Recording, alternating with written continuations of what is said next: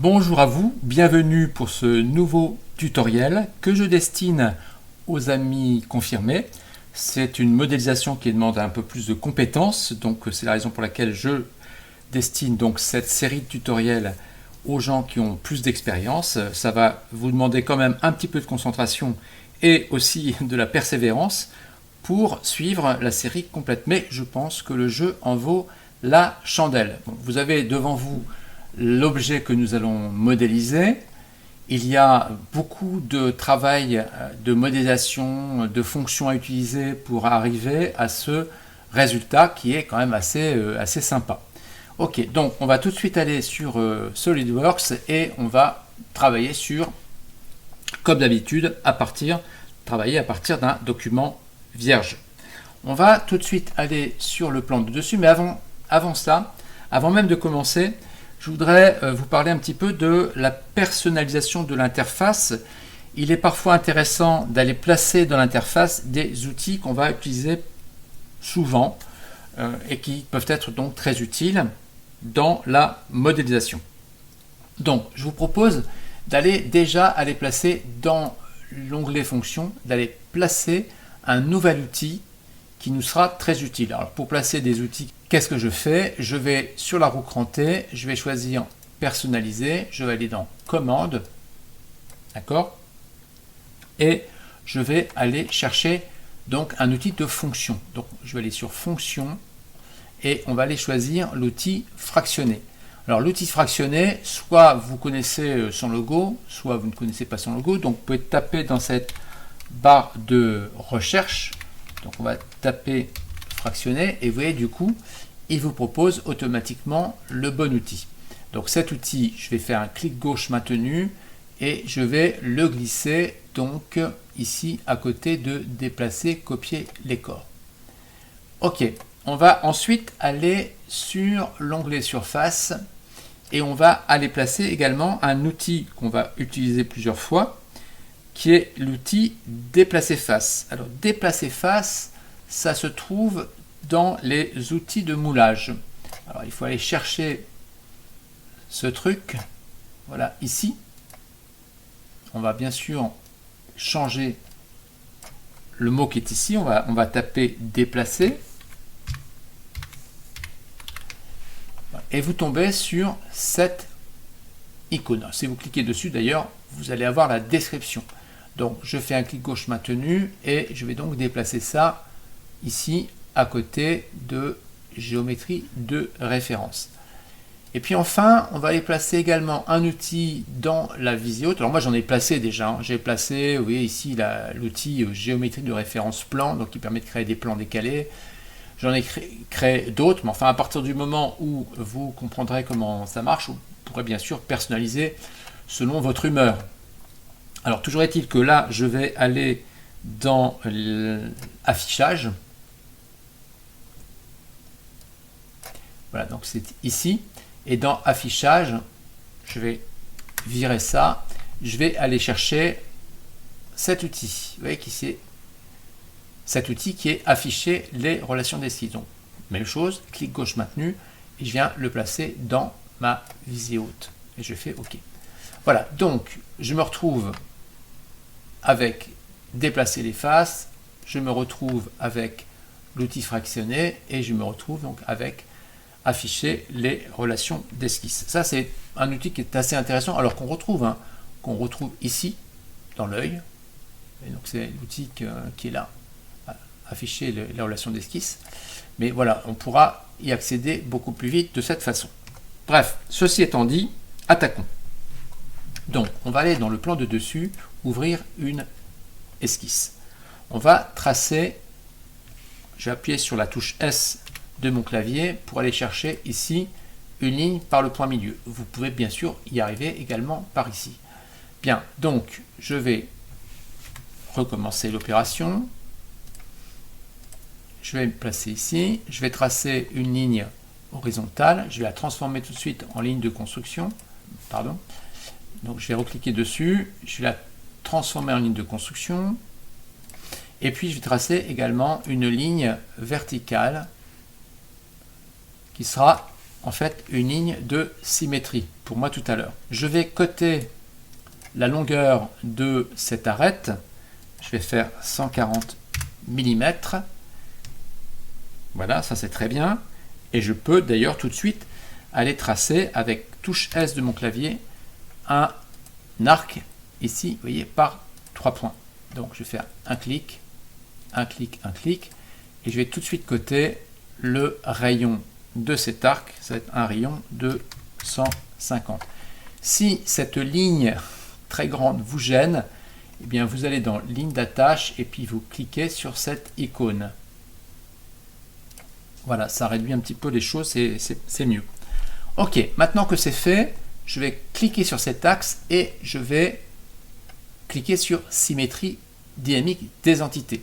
C'est un outil qui ne se trouve pas dans l'interface par défaut, donc je vous invite bien entendu à faire ce qu'on a vu pour personnaliser votre interface. En tout cas, si vous ne savez pas où ça se trouve, vous avez toujours la possibilité de taper les premières lettres du mot et vous allez tomber sur l'outil. D'accord? Donc, j'ai cliqué sur cet axe, je clique sur symétrie dynamique et vous avez deux petits traits qui apparaissent en haut et en bas. Je vais aller chercher l'outil, donc ligne de construction, et je vais tracer une ligne qui sera une ligne légèrement inclinée comme ceci.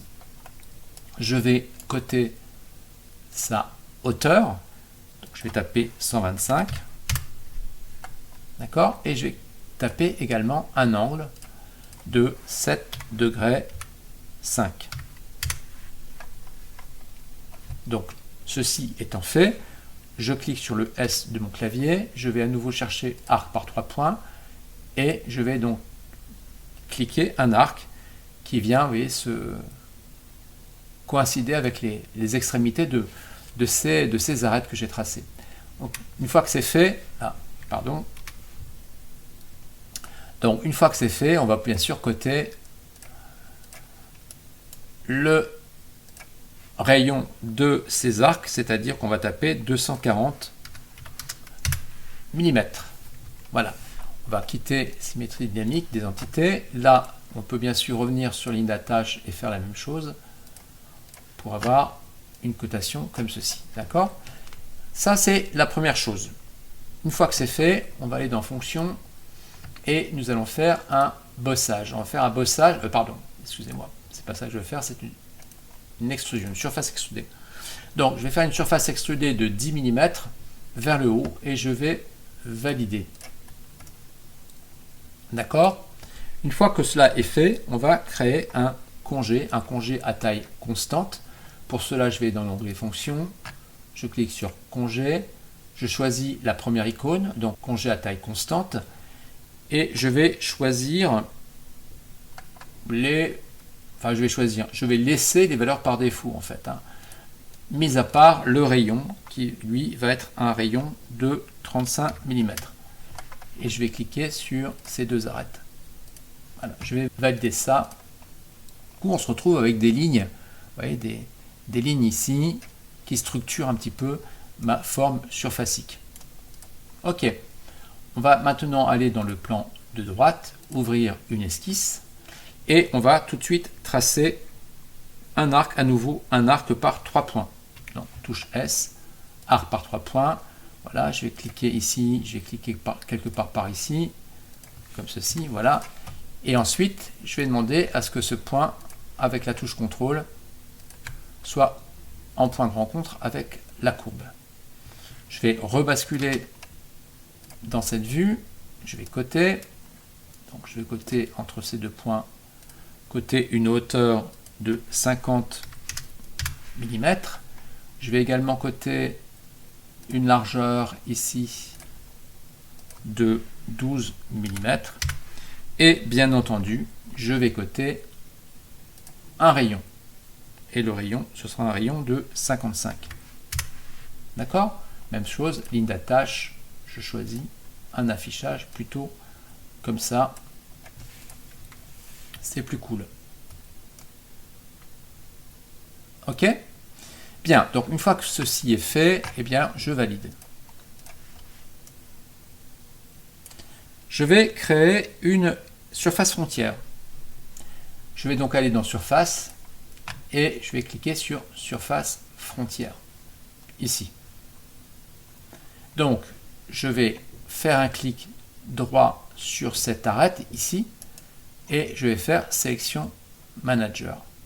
En faisant cela, vous voyez apparaître ici des symboles de tangence qui vous dit est-ce que tu veux prolonger cette arête par tangence. Ben, je vais effectivement dire oui, et puis oui ici, et je valide. Une fois ceci fait, je vais pouvoir désigner dans la direction 2, je vais pouvoir désigner cette courbe. D'accord? Et je valide. Donc j'obtiens cette surface. Une fois cela fait, je retourne dans le plan de droite. Alors je vous fais remarquer donc cette fameuse arête ici, là, ici, ça va me servir. Donc je vais dans le plan de droite, je vais tracer une arête sur ce point, une arête verticale, comme ceci, très bien. Et dans l'onglet fonction, je vais aller, donc je vais d'abord valider cette propriété ici. Ok. Donc dans l'onglet fonction, je vais aller chercher ligne de séparation. Je suis en mode projection et je vais donc projeter sur la face qui est ici. Je valide. Donc je me retrouve avec des lignes de séparation qui se sont placées sur ma surface. À partir de là, je vais aller dans l'onglet surface, je vais faire restreindre surface, je vais cocher garder les sélections, l'outil d'ajustement, donc on est d'accord que c'est l'esquisse, alors on va recliquer dessus, c'est cette esquisse là, et la surface naturellement que je veux conserver, c'est celle-ci. Je valide. À partir de là, la surface du dessus, pour l'instant je n'en ai plus besoin, donc je vais aller dérouler ça, et ici je vais donc masquer cette surface. Vous voyez, donc ça, ça va être la forme déjà, la forme un petit peu globale de la face avant de la paire de lunettes. Je vais donc aller dans le plan de face. Ici, je vais tracer un axe vertical qui sera un axe de symétrie. Je vais donc aller ici jusque là. Donc là, je vérifie que je suis bien à la verticale, mais il n'y a pas de problème, ici ça marche. Et je vais donc tracer une spline. Je vais tracer une spline par 2 points. Une spline toute simple. Donc je l'ai dans ma roue d'outils, cette spline. Je vais venir me placer quelque part par ici. Voilà, je vais placer un point quelque part par ici. Ok. Première contrainte, je vais demander à ce que ce point avec la touche contrôle maintenue et ce point, je relâche la touche contrôle, soit aligné horizontalement. Je vais ensuite cliquer sur la spline et je vais déplacer les tangentes. Je vais déplacer cette tangente là, comme ceci, et puis celle-ci, là, celle-ci, d'accord, je vais la placer horizontalement. Donc, je ne vais pas le faire à la main, évidemment, ici, je vais aller dans les fenêtres de propriété, je vais demander à ce qu'elle soit horizontale. Et je vais coter ces tangentes. Donc, j'ai déjà coté la longueur de celle-ci, donc ça va être 110 pour celle de droite, et ici, 55 pour celle de gauche. On va tracer une autre ligne de construction qui va partir de ce point et que je vais descendre à la verticale comme ceci. D'accord? Je peux éventuellement aligner ces points-là l'un avec l'autre horizontalement. Ça va me permettre de faire une cotation d'angle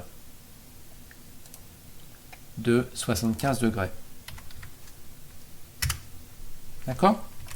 Vous remarquerez que l'esquisse pour l'instant est sous contrainte. Elle est toujours bleue. C'est normal, il manque des cotes. On va maintenant aller chercher une autre spline simple, mais qu'on va construire cette fois-ci par 3 points. Donc premier point ici, deuxième point quelque part par là, et troisième point quelque part par là. Et là, on va positionner des cotes. Donc première cote que nous allons placer, c'est une cote entre ça et ça, une cote de 5.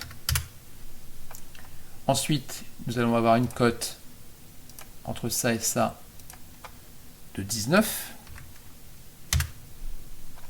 Et puis, on va également avoir une cote ici de 14. OK? Je vais cliquer sur la tangente pour avoir le point, d'accord, le deuxième point que j'ai créé quand j'ai créé cette spline. Et je vais donc coter entre ce point et ce point. Je vais mettre également une cote de 24. Et on va maintenant s'intéresser aux tangentes. Donc je vais cliquer sur la spline. Cette tangente-là, je vais demander à ce qu'elle soit horizontale. OK. Ensuite, celle-ci, je vais la basculer légèrement comme ça. Et celle-ci, je vais demander à ce qu'elle soit horizontale. Alors pourquoi, mais ça vous l'avez deviné, hein, pourquoi ces deux-là sont horizontales? Parce que ça me permettra d'obtenir une symétrie parfaite. Je vais coter les tangentes. Donc cette tangente-là, elle va faire 175 de long. Celle-ci, elle va faire 40. Et celle-ci, elle va faire 30. Et ensuite, il me manque un angle. Je vais mettre un angle entre ça et ça. Et là, je vais avoir un angle de 55 degrés. D'accord? Donc ça, c'est pas mal. Je regarde un petit peu ce qui me manque. Alors, ce qui me manque, c'est une arête. Je vais tracer une arête ici, comme ceci. Et une cote, une dernière cote, hein, une cote entre ce point-là et puis ce point-là, une cote de 38. Voilà. Et donc, cette dernière cote, eh bien, nous a permis d'obtenir une esquisse totalement contrainte, comme vous le voyez en bas à droite. OK. On va aller dans surface. On va faire restreindre surface. On est toujours sur garder les sélections et on va désigner la forme intérieure. Je valide. Donc, voici la forme. OK. Une fois qu'on a fait ça, eh bien, on va évidemment tracer maintenant la forme du verre. Donc la forme du verre qui va être à l'intérieur de cette surface. Je vais retourner dans le plan de face. Voilà, comme ceci. Je vais cliquer sur la surface qui est là. Je vais faire décaler les entités. Je vais taper 4 mm. Voilà. Et je vais inverser la sélection. Je vais valider. D'accord ? Je peux aller chercher l'outil d'ajustement pour supprimer ces deux arêtes qui sont ici. Donc l'outil d'ajustement que j'ai placé moi dans ma roue d'outils. Hein, d'accord ? Bien, on va aller déplacer maintenant ces points. Alors ça c'est assez génial parce que vous voyez, ce sont des splines et ça suit. Voilà, je peux déplacer les points d'extrémité et ça suit la courbe. Hein. Donc comme ceci. Là on va faire la même chose. On va déplacer ça comme ceci. On va demander à ce que ce point-là et ce point-là soient alignés horizontalement. On va coter. Donc ici, je vais faire une cote horizontale. Je vais faire une cote horizontale de 50 mm. Voilà. Et puis je vais coter entre ce point-là et ce point-là une cote de 25 mm. Et puis entre ce point-là et ce point-là, une cote également de 25 mm. D'accord? Donc vous voyez, j'ai une esquisse qui est totalement contrainte. Je vais maintenant appuyer sur la touche S de mon clavier et je vais aller chercher la spline de style. Donc, une spline de style, c'est une spline qui se construit d'une façon un peu particulière puisque on va tracer des lignes, en fait, des lignes qui sont des lignes tangentes à la spline. Donc, je vais partir d'ici. Et je vais tracer donc une ligne qui va monter quelque part par là. Voilà. Et vous voyez ici. Voilà. Et je vais aller là-bas. Voilà. Ok. Donc j'ai cette première spline qui a été construite. je peux faire la même chose de l'autre côté. Donc, je vais chercher une spine de style. Même chose, hein, je vais cliquer là, je vais cliquer comme ça, et je vais cliquer ici. D'accord? Je crois que j'ai une souris qui... Voilà. J'ai une souris qui ne va pas bien là. Ok, une fois que c'est fait, je vais demander à ce que cette ligne d'attache soit tangente à cette courbe. Donc touche CTRL, hein, comme d'hab. Je vais demander à ce que cette ligne, avec la touche CTRL, en cliquant sur cette courbe, soit tangente. Et on fait la même chose de l'autre côté. Donc une tangence et ici une tangence. D'accord? Et du coup, on a obtenu notre forme. Donc je vais dans Fonction, je vais dans l'outil Fractionner et je vais donc désigner l'outil d'ajustement. L'outil d'ajustement, c'est cette courbe. D'accord? Je vais cliquer sur ceci et cocher ces deux cases. Et je vais valider. Donc je me retrouve avec cette fois-ci donc deux corps surfaciques. Ok? Alors ce corps surfacique là, je vais le masquer pour l'instant, je n'en ai pas besoin. Et j'ai également d'ailleurs caché cette esquisse. Ok.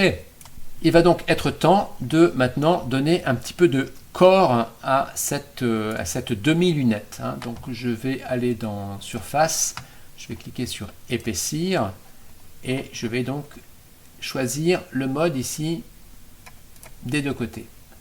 Je vais taper 2.5. Je vais valider. Je vais désigner cette surface et vous voyez, il épaissit de part et d'autre. Et je valide. C'est pas mal quand même. Alors on est déjà aux alentours de la vingtaine de minutes de formation. J'aimerais quand même aller un tout petit peu plus loin. C'est-à-dire que j'aimerais en fait créer un premier chanfrein. Donc je vais dans Fonction, je vais choisir ici chanfrein et je vais choisir l'option phase de raccordement. D'accord? Donc cette option-là. Et je vais désigner donc deux surfaces. On va chanfreiner la face et l'arête ici. Donc pour ça, cette case étant sélectionnée, je vais cliquer sur cette face-là. Je vais ensuite sur la case du dessous et je sélectionne cette case. Mais avant ça, je vérifie que j'ai un rayon qui convient. Alors, il ne convient pas parce que moi, ce que je veux, c'est un rayon de 2.5. D'accord? Et je ne veux pas, dans les paramètres de chanfrein, je ne veux pas un mode symétrique, mais je veux un mode largeur de corde. Ok? Donc, je vais désigner la deuxième surface. Et voilà, il fait mon chanfrein. Je valide. Donc je commence à donner un petit peu une forme plus sympa à mes lunettes. Je vais retourner dans chanfrein et toujours avec le raccordement de face, je vais donc désigner deux faces. Alors je reviendrai sur le premier parce que je me suis un petit peu trompé sur la taille, mais c'est pas trop grave ça. Donc je vais désigner deux faces, hein. Je vais désigner cette face là et cette face là, toujours en mode largeur de corde, comme ceci. Je vais valider. Je vais revenir sur le premier parce que c'est pas 2.5 mais c'est 2 que je voulais. Voilà, c'est pas mal. Et maintenant, j'aimerais faire un chanfrein sur l'arête qui est ici au-dessus. Mais j'ai une hauteur un petit peu faible là. Et donc, je vais aller dans Surface et déplacer la face. Donc, vous voyez, c'est la raison pour laquelle j'ai mis cet outil dans l'interface. Donc, je vais cliquer sur Déplacer la face. Voilà, je vais désigner, alors ça, je vais virer ça. Donc, je suis sur Décaler. Je vais désigner cette face et je vais simplement monter de 2 mm. Ça suffira pour faire ce dont j'ai besoin. Voilà. Et je vais donc recréer, en allant sur l'onglet Fonction, je vais recréer un chanfrein. Donc ce sera notre troisième chanfrein avec un rayon de 4 mm. et on va à nouveau choisir avec raccordement.